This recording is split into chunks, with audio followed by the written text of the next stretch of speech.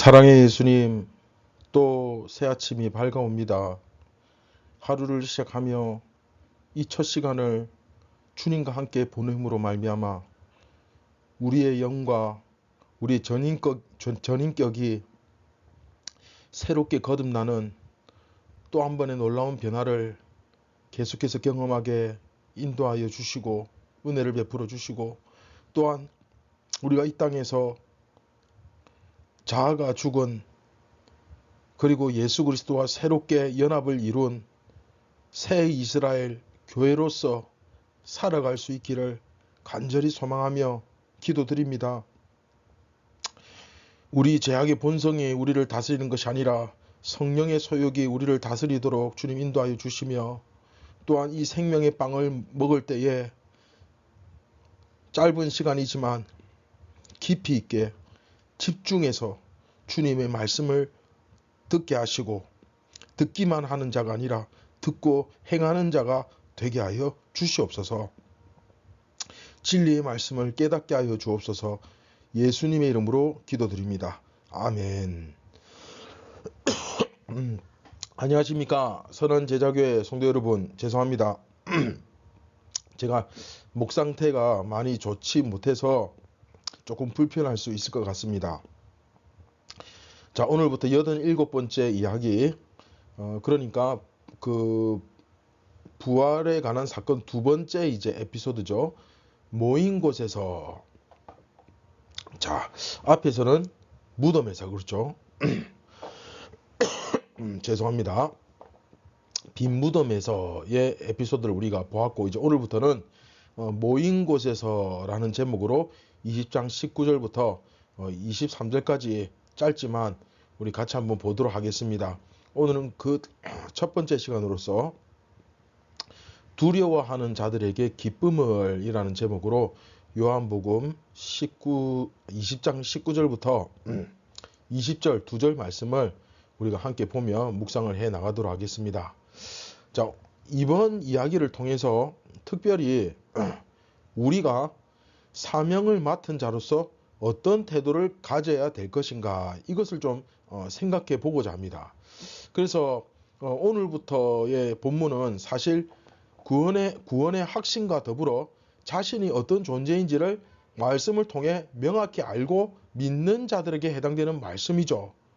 그러니까 요한복음의 진도를 쭉 따라온다면 이렇게 나도 제자들처럼 이제 예수님의 부활을 믿고, 그리고 그 가르침을 이제 내가 깨닫게 되고 하면서 이제는 온전히 예수님의 제자로서, 믿는 자로서 그 반열에 들어가는 사람들, 그래야만 그런 사람들에게 이 사명이 주어지겠죠. 그렇죠? 그래서 사실 오늘 말씀의 적용은 본문의 핵심 메시지에서는 약간 비껴가고 있는 것은 사실입니다. 요한복음 20장 자체가 예수님의 부활의 확실성, 그렇죠? 증거 본문이죠. 그것을 강조하는 본문이다 보니까 지금까지 몇 주에 걸쳐서 계속 부활의 확실성에 대해서만 본문을 계속 묵상하고 있기는 그 깊이와 넓이에 비해 조금 아쉽잖아요. 그렇다면 우리가 본문 해석을 중심으로 그 묵상과 적용의 저변을 조금 더 넓혀서 이제 그렇다면 사명을 맡은 자로서, 예수님을 정말 믿는 사람으로서, 그러니까 부활을 알고 또 믿는 사명을 맡은 자로서 어떤 태도를 가지며 살아갈 것인가, 그것에 한번 집중해 보고자 합니다.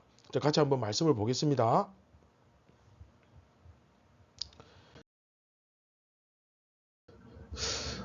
우리는 현재 부활의 증거를 다루고 있는 20장을 지금 묵상하고 있죠. 20장 9절을 다시 한번 생각해 보셨으면 좋겠습니다. 부활의 증거를 다루고 있다 보니까 계속 이가 강조되고 있습니다. 자, 이건 충분히 설명드렸죠. 오늘 본문에서도 이가 계속 나올 겁니다. 그런데 두 번째 이야기, 이 모인 곳에서 예수님께서, 그렇죠, 제자들이 모인 곳에서 예수님께서 나타나시는 이야기가 오늘부터 제시되고 있는데, 특별히 손과 옆구리를 보이시는 사건이 오늘 이야기와 그리고 다음 이야기에서 계속 반복해서 여기서도 두 번이 나오죠. 두 번 나타날 것입니다. 바로 이러한 내용의 본문을 우리가 다루고 있다는 사실을 기본적으로 기억해 주셨으면 좋겠고, 자, 그리고 이제 요한복음 20장 두 번째 이야기를 우리가 묵상해 나가려고 하는데 계속해서 어떻습니까? 증거, 증거, 증거, 증거. 그렇죠. 증거가 제시되고 있죠. 그런데 지난 시간 본문 잠깐 한번 떠올려 봅시다. 막달라 마리아가 가지고 있는 문제가 뭐였습니까? 그 가장 큰 것은 박탈감으로 인한 슬픔이었지 않습니까? 자기 삶의 가장 어떤 큰 부분을 차지하는 그 예수님을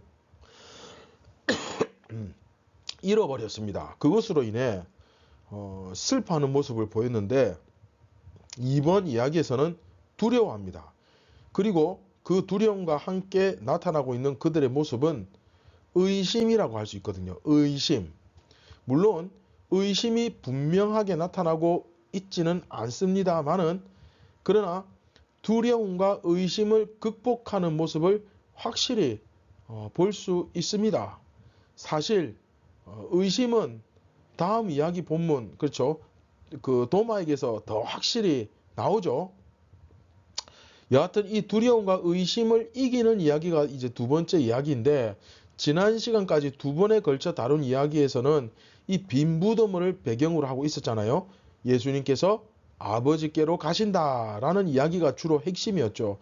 그에 비해서 이제 두 번째 이야기에서는 예수님께서 제자들에게 돌아오신다라는 이야기가 핵심이었다는 것을 기억하면서 이번 이야기 본문을 한번 묵상을 시작했으면 좋겠습니다.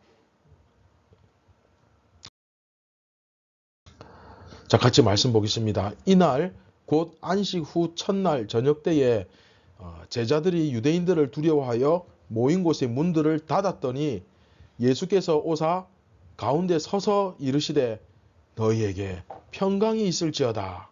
이 말씀을 하시고 손과 옆구리를 보이시니 제자들이 주를 보고 기뻐하더라.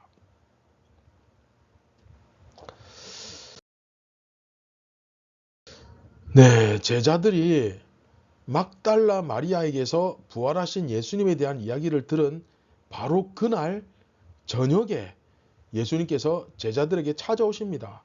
앞에서 막달라 마리아의 상태는 사람들이 주님을 어디에 두었는지 알지 못한다, 이 말과 함께 우는 모습으로 서술되었다면, 지금 이제 제자들의 상태는 유대인을 두려워하는 모습을 보입니다. 유대인들이 두려워서 모인 곳들의 문을 닫았다라고 돼요. 잠궈버렸죠. 사실 이것은 초대교회 유대인 공동체의 모습을, 공통적인 모습을 사실 보여주고 있는 것이기도 합니다. 이 사람들은 계속 두려워할 수밖에 없었습니다. 그러니까 몰래 모이는 거죠. 그렇죠? 바로 그런 상황에 있는데 예수님께서 거기서 나타나십니다. 문이 닫혀 있음에도 불구하고, 문을 잠궈 놨는데 그럼에도 불구하고 그곳에 나타나셨다는 것은 분명히, 그렇죠, 굉장히 신비적인 능력을 가지고 그들 가운데 나타나신 거죠. 지금 제자들의 감정 상태는 무엇입니까? 네, 두려움입니다. 두려움. 그렇죠? 앞에서 막달라 마리아는 그 슬픔, 그렇죠? 박탈감. 유대인들이 자기들에게 이 어떤 해코지를 할지 모르니까 예수님도 지금 다 돌아가신 마당에, 그렇죠? 예수님도 돌아가신 마당에 자기들이라고 뭐 안전하겠습니까? 이 제자들 두려운 거예요. 그러니까 두려워하고 있죠. 그런데 이 굳게 닫힌 문은 그 두려움에 떠는 제자들의 마음과도 일맥상통합니다. 두려움에 빠져서 그 나타나는 현상이 뭡니까? 바로 문을 굳게 닫는 거예요. 우리가 어떤 충격적인 사건을 마주하게 되면, 어떤 고통스러운 경험을, 사건을 겪게 되면 그것에 대한 관련한 모든 것에 마음의 문을 이제 닫게 되죠. 뭐 예를 들면 이것도 이제 실제 이야기지만, 교회에서 달란트 잔치를 하는데 믿는 집의 자녀와 안 믿는 집의 자녀를 차별하는 거예요. 안 믿는 집의 아이가 오니까 떡볶이가 아직 남아 있음에도 불구하고 없다고 하는 거예요. 근데 믿는 집의 자녀가 오니까 싹싹 긁어서 퍼주는 거예요. 다 퍼주는 거예요. 네, 그때부터 교회와 관련된 모든 것에 대해 마음의 문을 닫아버리게 되죠. 또 한편으로는 이것은 지극히 현실적인 문제에 대한 두려움입니다. 지금 제자들이 당당하게 나서지 못하고 숨어 있잖아요. 그죠? 숨어 있다 보니까 혹시 저 사람들이 나를 해코지 하지 않을까 하는 그 두려움을 그쵸 갖게 되는 것 당연하죠. 그러니 당연히 마음의 문을 그쵸 닫게 되죠. 이 바로 현실적인 문제입니다. 그런데 초대 교회의 그 유대인 공동체들도 역시 마찬가지의 모습을 보였던 겁니다. 그런데 예수님은 그 문이 닫혔음에도 불구하고 제자들에게 들어가시고 그리고 그 가운데 섰습니다. 그리고는 평강이 있을지어다. 샬롬. 그쵸? 이 말씀을 하시고 그 손과 옆구리를 보이셨다고 말하고 있습니다. 이게 이제 굉장히 중요한 문제입니다. 이것은 이제 다음 이제 본문 이야기에서도 이제 그 다음 주 우리가 그 다음 이야기에서도 계속해서 이어집니다. 왜냐하면 자 여러분 요한이라는 이 사람이 요한 1서, 2서, 3서 그리고 요한계시록, 요한복음 등을 이렇게 썼거든요. 특히 요한 1서 같은 경우에는 여러분 혹시 영지주의라고 들어보셨습니까? 영지주의라고 하는 이단이 있는데 이제 얘네들은 육체는 중요한 것이 아니고 영만 중요하다 생각하는 이단들이에요. 그런데 요한 1서는 바로 이 영지주의 이단과 싸우는 내용을 보여주고 있거든요. 요한 1서를 한번 이렇게 묵상해 보면 영지주의와의 대결을 전제하지 않고 이 성경을 이렇게 쭉 묵상하면 도대체 이게 무슨 말인가 뭐 무슨 얘기하는지는 알겠는데 확 와닿지 않는 정말 도대체 무슨 말인가 싶을 정도로 이렇게 제대로 이해를 못하는 경우가 많이 생깁니다. 영지주의를 반대했던 사람이 바로 이 요한이었다는 것을 생각하면 훨씬 이해하기가 쉽죠. 금방 알 수 있죠. 예수님은 자 오늘 본문도 마찬가지예요. 예수님은 영만 부활하신 것이 아니라 육체를 가지시고 부활하셨다는 거예요. 그래서 손과 옆구리를 보이시는 거죠. 영지주의자들은 영혼만 영원히 살 뿐이지 이 육체는 중요하지 않다. 그럼 예수님이 왜 육체로 부활하셨겠습니까? 그렇죠? 근데 얘들은 육체는 더러운 것이다. 버려도 된다. 그래서 아주 굉장히 금욕주의적인 그런 삶을 살거나 아니면 반대로 완전히 그냥 방탕하게 아주 문란하게 그렇게 사는 어차피 육체는 중요한 거 아니니까 뭐 이래도 괜찮다라는 식으로 그렇게 주장하는 그런 사람들이 영지주의자들이었는데 그러한 것에 반대하는 모습을 여기서도 보여주고 있는 거죠. 예수님의 육체의 부활을 부인하는 이단들의 말을 일단은 먼저 막고 그쵸? 그러고 난 다음에 이제 주님께서는 육체의 부활을 하셨는데 우리들의 육체와는 조금 성질이 다르죠. 좀 더 강력한 능력을 가지고 있는 좀 더 거룩한 육체였던 것 같습니다. 네, 영화의 몸이시죠. 이런 부분들을 이제 설명하는 거예요. 어쨌든 요한은 예수님께서 육체적 부활을 하셨다. 네, 그것을 굉장히 강조하고 있고 또 그 육체적 부활에 의해서 제자들에게 나타난 현상은 뭐다? 네, 20절에 주를 보고 기뻐하더라. 주를 보고 기뻐하더라. 네, 이게 중요하죠. 주를 보고 기뻐하더라. 이게 바로 두 번째 이야기의 핵심입니다. 막달라 마리아에게서는 어떤 일이 벌어졌습니까? 슬퍼하는 자에게 위로가 되셨죠. 그런데 여기서는 두려워하는 자들에게 기쁨이 되셨습니다. 할렐루야. 네, 두려워 떠는 자들에게 기쁨을 주시는 모습을 볼 수가 있는 겁니다.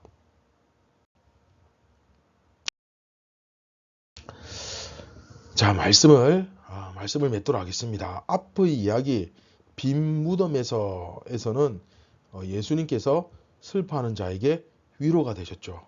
그런데 두 번째 이야기 모인 곳에서에서는 두려워하는 자들에게 기쁨이 되시는 주님을 우리가 발견할 수 있습니다.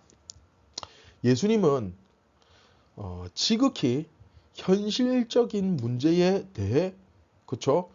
두려움에 빠져 있는 제자들에게 현실적으로 다가오셔서 그들의 두려움을 제거해 주셨습니다. 무슨 말인가 하면 그래 예수님을 믿는 사람들은 매일 기뻐하면서 살아야지 맞아 그러면서 하나도 사실 안 기쁜데 의지적으로 막 억지로 기뻐하는 척 하는 것이 아니라, 그쵸? 그 두려움에 쌓인 제자들, 오죽하면 무서워서 여러분 문을 걸어 잠글 정도로, 그쵸? 극도로 두려움에 빠져 있는 제자들이 예수님을 보고 어떻게 했습니까? 네, 실제로 기뻐하더라는 것입니다. 할렐루야. 사랑하는 선한 제자교회 성도 여러분, 자, 굉장히 중요합니다. 지난 시간 제가 믿음은 뭐라 그랬습니까? 그쵸? 기억나십니까? 내 희망사항을 나열하는 게 아니에요. 그쵸? 실제로 삶으로 증명되는, 그쵸? 실제입니다. 실제. 그렇게 말씀드렸죠. 오늘 본문에서도 마찬가지입니다. 기뻐하는 척, 예수님 믿는 척 흉내내는 것은 여러분 한계가 있습니다. 듣기만 듣고 행하지 않으면서 자기 자신을 기만하고 계속해서 속이는 것은 여러분 한계가 있어요. 또한 성경은 결코 야고보서에서 그런 자가 되지 말라고 하죠. 자, 화면 보이시죠? 야고보서 1장 22절 다 같이 한번 읽어봅시다. 시작. 너희는 말씀을 행하는 자가 되고 듣기만 하여 자신을 속이는 자가 되지 말라. 자, 뭐라고 말씀합니까? 말씀을 듣기만 하고 행하지 않는 자가 되지 말라. 이거는 자기를 속이는 거다. 무슨 의미냐면 얼마나 말씀을 열심히 듣고 또 예배를 드리면서 듣고 또 경건 시간 하면서 듣고 말씀은 많이 들어요. 근데 실제로 그 말씀을 행하지 않습니다. 그런데 자기는 이 말씀을 들으면서 은혜를 받아요. 감동을 받아요. 그러면서 드는 무서운 생각이 뭐냐면 자기가 예수님을 믿는다고 착각하는 거예요. 내가 그런 눈물 몇 방울 흘렸다고, 내가 그런 감동 좀 받았다고, 내가 예수님을 믿는다고 착각을, 자신을 속이지 말라는 거예요. 그렇죠? 이 부분에 대해서는 다시 한번 또 나중에 자세히 설명드리겠습니다. 여하튼 자, 시간 관계상 넘어갑니다. 듣기만 듣고 행하지 않는 것, 그렇죠? 이거는 자기를 기만하는 거예요.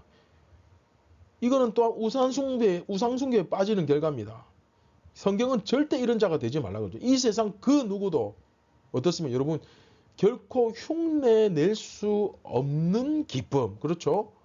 오직 예수님의 부활을 믿고 그 가운데 참여하는 자만이 누릴 수 있는 기쁨이 있는 것입니다. 할렐루야. 여러분 비슷한 모조품처럼 흉내내는 인생, 그것은 유통기간이 있습니다. 한계가 있어요.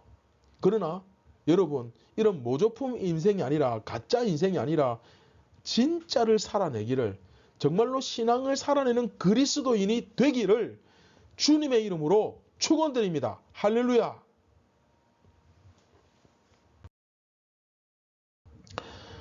네, 다 함께 말씀을 기억하시면서 기도하겠습니다.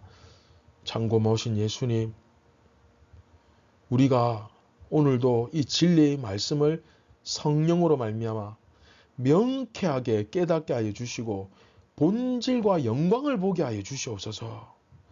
사랑하는 예수님, 우리의 결단만 가지고는 결코 온전히 살아갈 수가 없습니다. 주여, 저희들을 불쌍히 여겨주시고 용기와 힘을 주시고 무엇보다도 말씀을 듣기만 하는 자가 아니라 듣고 깨닫고 순종하며 행하는 자가 되게 하시고 정말로 진리의 말씀을 제대로 온전히 깨달을 수 있도록 성령님, 우리의 눈을 열어 주시옵소서. 안다고 착각하는 이 어리석음을, 내가 그래도 예수 잘 믿는다고 생각하는 이 교만한 마음을 오늘도 이 아침에 깨트려 주시고 박살을 내어 주시고 정말 눈물을 흘리며 진실된 마음으로 무릎 꿇고 주님 앞에 엎드리며 주님의 은혜와 긍휼을 구하는 그런 진실된 예수 그리스도의 제자가, 종이 되게 하여 주옵소서. 오늘도 예수님께 온전히 영광 올려드리는 삶을 살기 원합니다. 우리를 구원하신 예수님의 이름으로 기도드립니다. 아멘. 사랑하는 선한 제자교회 성도 여러분, 오늘도 말씀을 듣기만 하는 것이 아니라 이 경건의 시간이 끝나면 학교로, 직장으로, 가정으로, 세상으로 나가서 행하는 자가 되시기를 진심으로 바랍니다. 오늘도 승리를 누리시기 바랍니다.